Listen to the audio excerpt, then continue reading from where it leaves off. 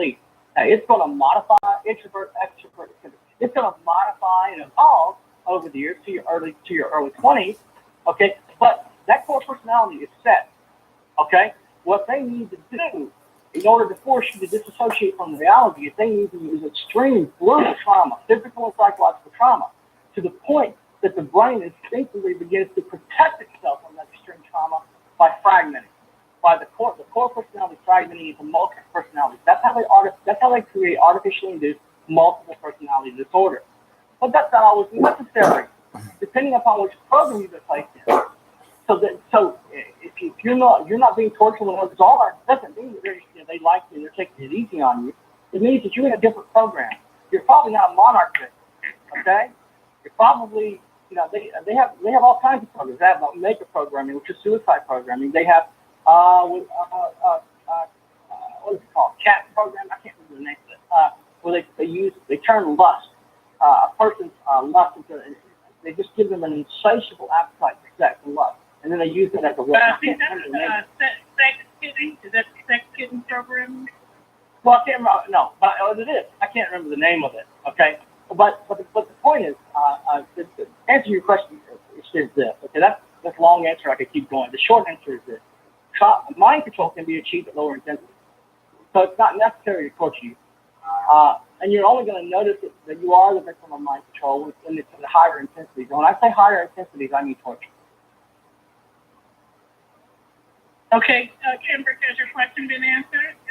Okay, another question. Okay. Is this program or this weapon designed to murder people? Because at this point, I became a target in 2009.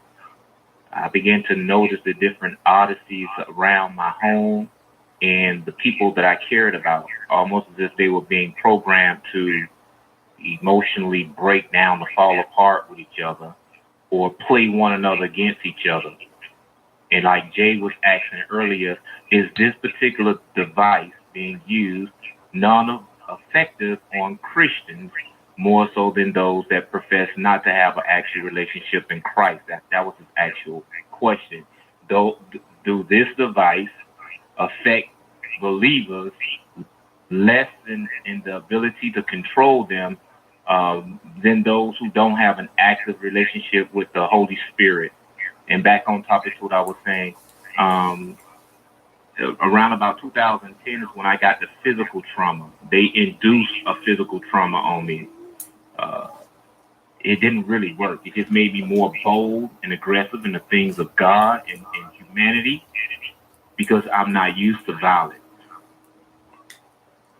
But is this program designed to just murder people because you don't fall into the category of being emotionally manipulated or controlled? Yes. The answer to your question is yes. And they have ways of doing it. There's float kill and quick kill.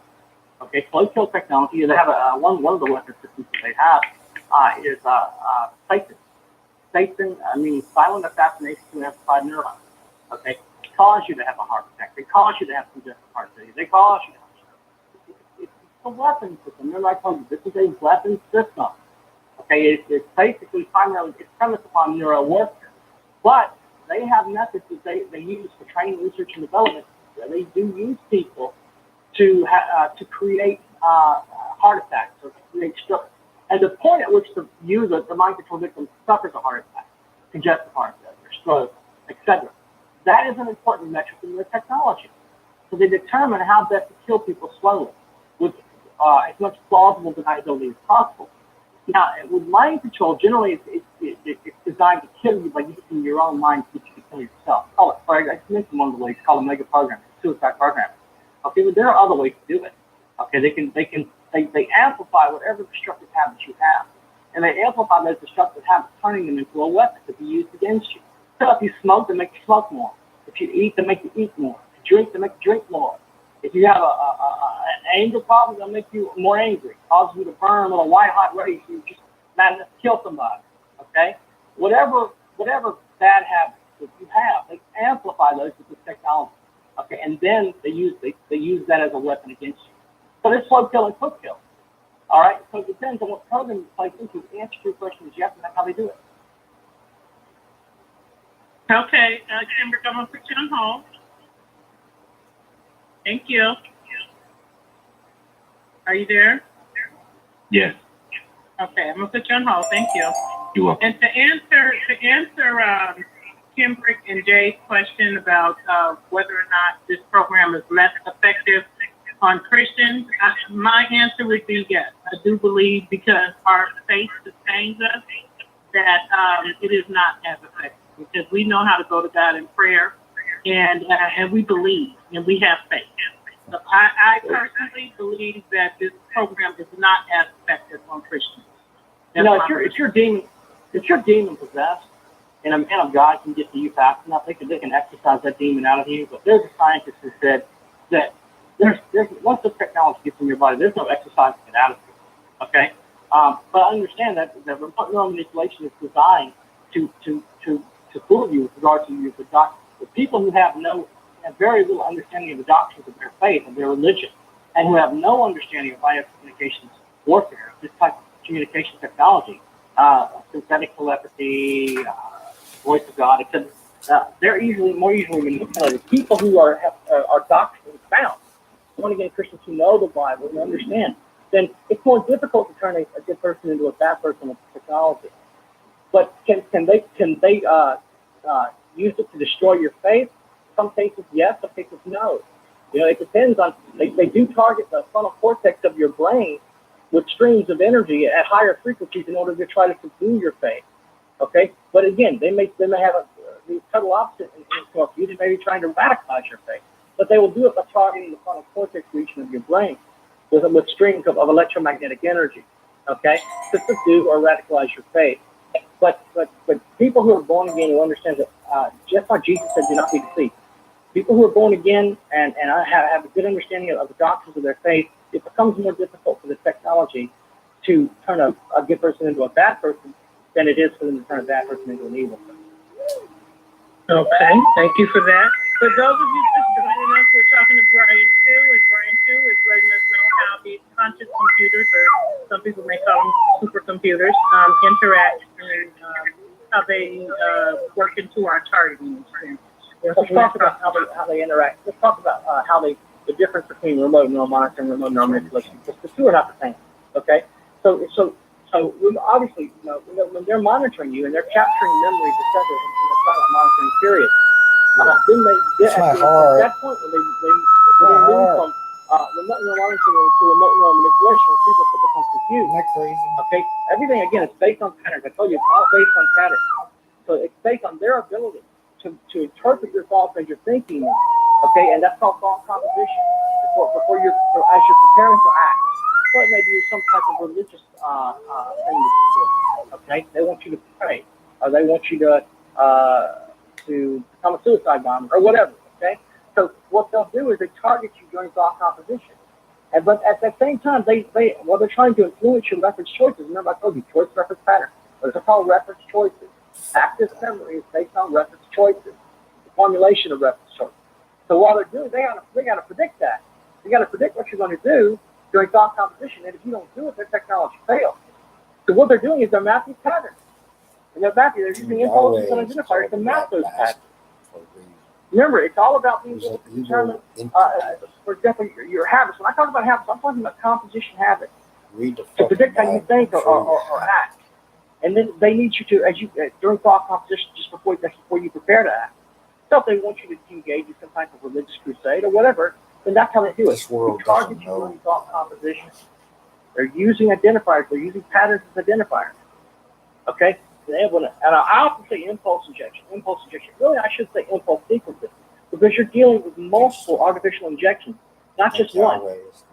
So it's not. Technology is designed to fool you, and people who have a better understanding of their faith, if Jesus tells them to go kill somebody, they're going to know that this is not Jesus. Okay, but they're using patterns with impulses and identifiers based on your previous choices. Okay, and using that to manipulate your thought composition habits. So if you think of preparing to do something, whatever it is you're going to do, okay, they need to be able to inject the speed of light at that moment, and that's what the RMM system is designed to do, to define and map the choice references. Now, that may either depend on your cooperation or your ignorance, either one, okay? If you're not cooperating, then and they can't make sense of what they see on the screen, then they got to revert back to your past activity. But yes, the answer is yes. It can happen, and that's how manipulation targeting. They map patterns, okay, patterns of your previous choices, choice reference patterns with impulses and identifiers. These are memory attacks. They're using their own memories against you, okay, and they're using falsified memories as well. But it's much easier to fool a person when you captured during the silent monitoring period when the supercomputers captured memories about your childhood. And then as you're sitting in your living room 20 years later, they start injecting these memories. Well, those are your memories, so you automatically identify with them. Okay, but the problem is those are artificial memory attacks. Okay, there's the constant injection of that memory over and over should be a red flag for you to be able to determine this is a pattern here. Okay, that's how you identify your own normal memory and thought process from their artificial memory management attack and impulse injection. So they'll engage in these situational and conversational scenarios to see if you'll respond to the neuro program. But those situational and conversational scenarios are always going to be based on what they believe you will respond to. They have to first get you to respond before the technology can work properly. It's called response statistics. That's why they're provoking you constantly. It may be some mundane, they want to walk up and ask you the time or for money or direction, okay? Or it may be something that's very important to you, like family or friends or God. They don't care whether it's good or evil. It makes no difference to them as long as you respond. Because their technology is based upon being able to take those responses and integrate them back into RNN data.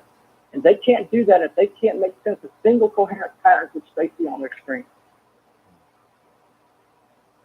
Okay, thank you for that. We have a couple of other people that have questions, so I will unmute someone. Star 8, if you have a question for Brian. Hello. I have a very simple question. Okay, your name, please. What is your name, please? Lynn in Vermont.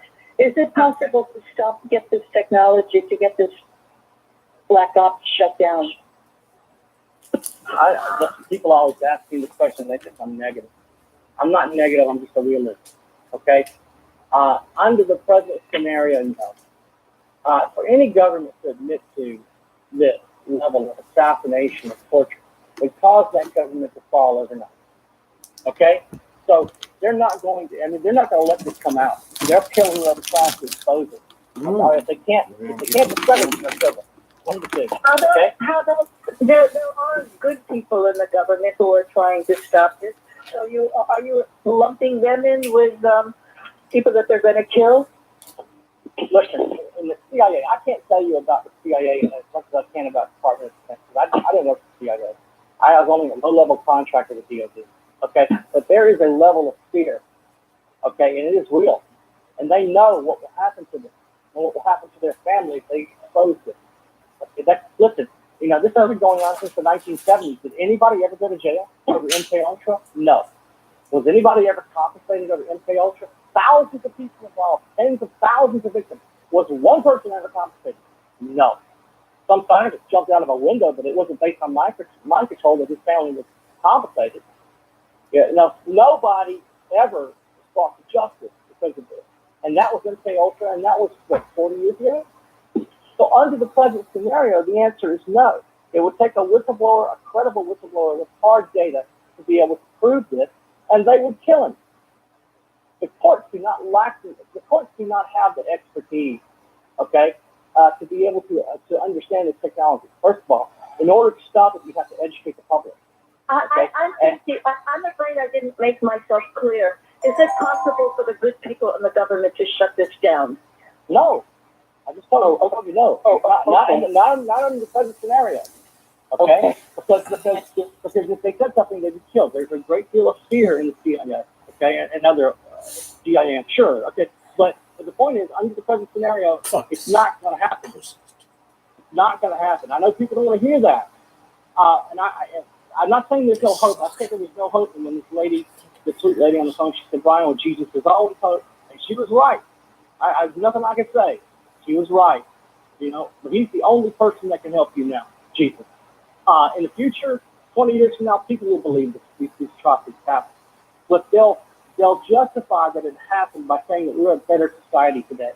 We're a kinder, more gentle society. We've never let that happen 20 years from now. Yeah, it happened 20 years ago, but, okay? So the answer again, no.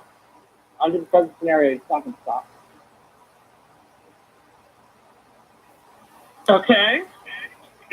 I'll put you on hold and we'll go to the next question.